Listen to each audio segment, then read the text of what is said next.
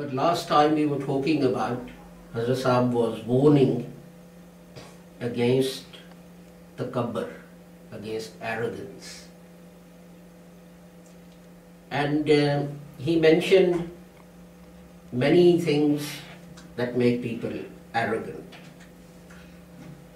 Knowledge, and you hear people say about someone else, so and so is ignorant, jahil. They are showing arrogance of their own knowledge, or their wealth, or their position in society or in life, and so on and so forth. But in what I read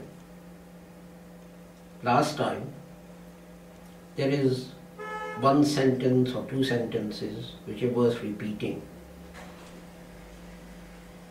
और वो जो खुदा के मामूर और मुरसल की पूरे तौर पर अताअत नहीं करना चाहता, उसने भी तकब्बर से एक हिस्सा लिया है. And the person who does not want to obey fully the divine appointee, he is also arrogant.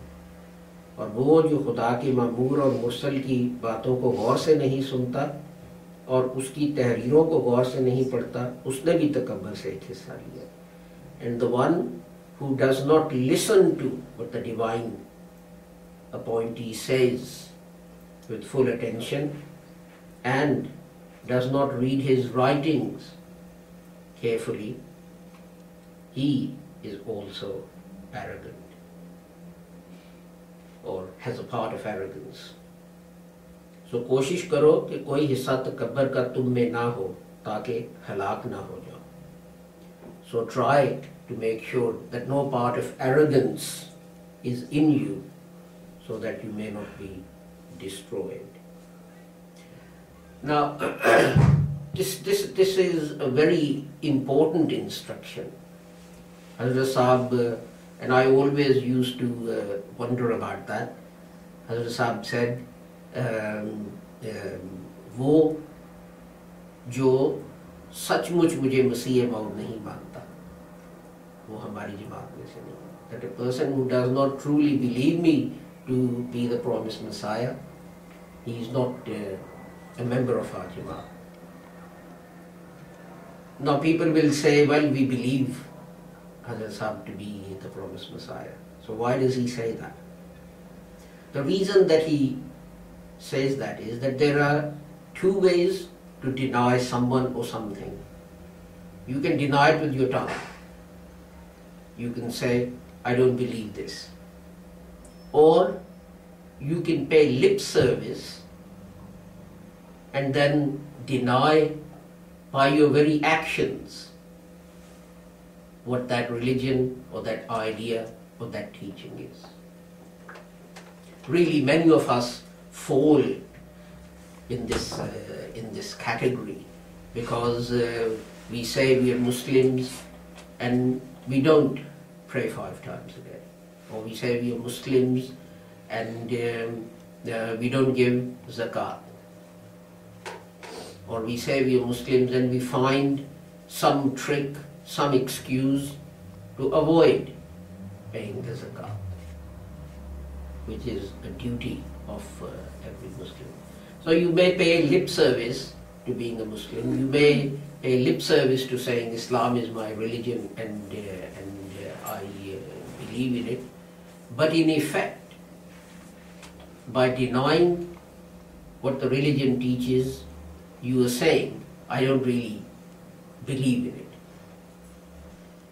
Now, the most difficult part of believing anything in practice, in practical terms, is when we have to apply its principles in our relations with our friends or relatives, and so on and so forth. And the Holy Quran alludes to many such instances. Bear true witness even if it's against your near and dear ones. Don't let the hatred of a people stop you from doing justice, etc. But Hazrat Sahib has put all of these verses of the Holy Quran, summarized them in one sentence: मैं दीन को दुनिया पर मुकद्दम रखूँ. I will hold my religion above my worldly affairs, above my temporal relationships with my friends and relatives and so on. And that is something that is very hard to do. Why is it hard to do? Because when the time comes to actually hold your religion above your worldly affairs, the temptation is to compromise in one way or another. If I did this, what will my friends and relatives say that? Or if I didn't do whatever it is, what will my friends and relatives say? So it is not God that we want to please. We don't care about God will like or dislike our actions. Our standard is what will my relatives and what will my friends say. And the greatness of the promised Messiah was this, that what he said, he actually put into practice in his own life. When he cut off his first son, it's a long story, for whatever reason, he cut him off. Do you know how hard it is for a father to totally cut himself off from his son? It's not an easy thing to do. And these people, like the promised Messiah, they don't care about the world. They have no conception of honor in this world. The only thing they care about is honor in eyes of God. And that is what makes them keep their religion above their worldly affairs. Many times I've given you this example from Hazrat Sahib's lifetime, that he was involved in a court case, and if he was convicted, he may have been sent to prison.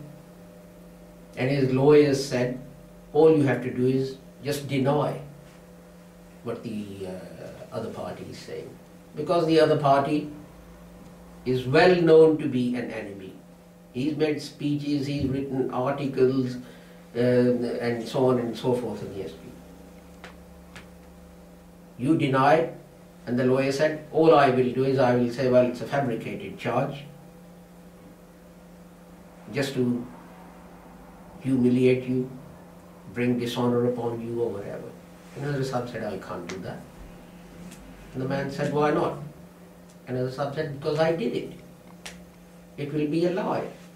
I will put my hand on the Quran and I will say that I'll tell the truth, and then I will lie.